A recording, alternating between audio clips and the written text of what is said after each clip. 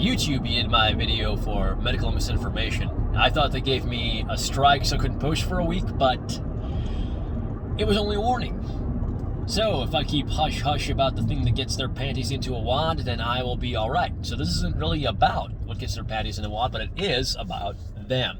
So basically what they're doing here is playing doctor, which is strange because I don't recall them having an MD or any other kind of qualification in the field. If they're going with the opinions of experts, there are experts who believe different things about the efficacy of certain measures. Now, here's the other part of this that is nauseating. It completely disregards the First Amendment. And so I got to reading about the First Amendment and YouTube.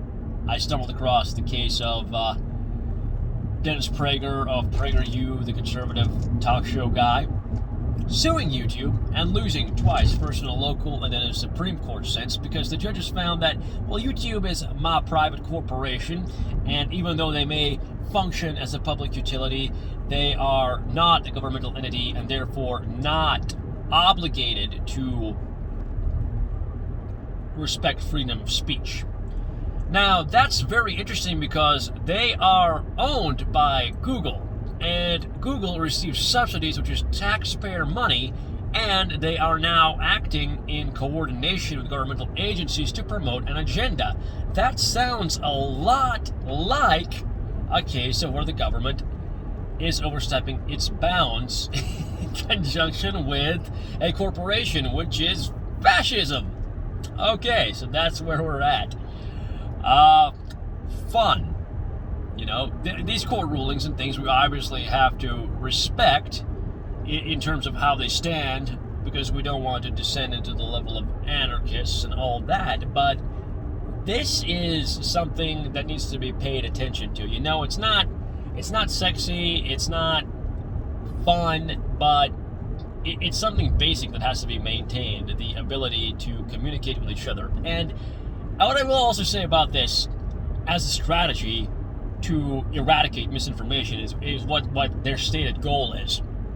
Okay, that's not a very good strategy because it's not going to change anybody's mind, and it's just going to make people get into echo chambers and solidify whatever fallacious ideas they might have. And also, you know, it assumes that the correct information is in the hands of these experts, which has been clearly shown not to be the case, as the narrative has changed over time. But will it change again? Other aspect of this that I think is worth looking at is I see lots of different creators discussing basically the same things that I did, and their videos are not getting yeeted. What reason there may be for that, I don't know. But by and large, YouTube is very, very goofy, because I had a video where I was talking about the plants in very, very calm tone. I had a garden that I was trying to start, and that video got age restricted. That makes no sense. And my goodness, I mean, I am again moving over to BitChute. I had another BitChute account. I don't really know how to get back into it. But yeah, I mean, we have to develop robust alternative media. I've always been for that.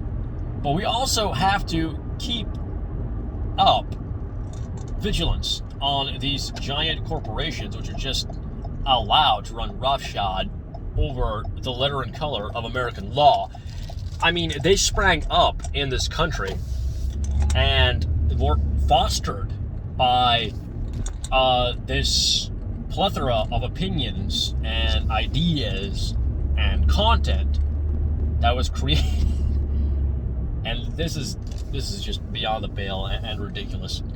And I've had a crazy day. This is all I'm going to be able to probably put up tonight. But thanks for watching. Comment down below if you have anything to say. And take care.